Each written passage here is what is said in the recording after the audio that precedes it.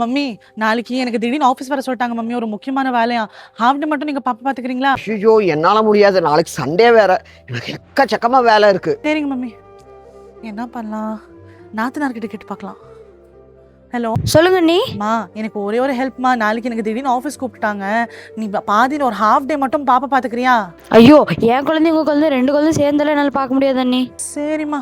Later that same evening. பா, என்னப்பா சின்ன குழந்தை மாதிரி பாப்பா டேப் வச்சு விளையாடிட்டு இருக்கீங்க? ஏய், இது டேப்லமா, சும்மா ஸ்லேட் மாதிரி. சரி விடுங்க. ஏன் இவ்வளோ கோவமா இருக்க? என்ன சண்டை போறதுக்கு ஆள் இல்லையா?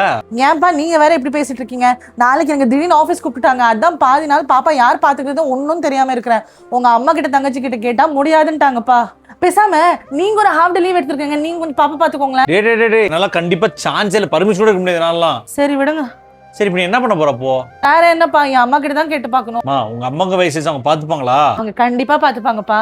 ஏன்னா அவங்க என் நாத்தனாரும் இல்ல, என் மாமியாரும் இல்ல, அவங்க என் அம்மா.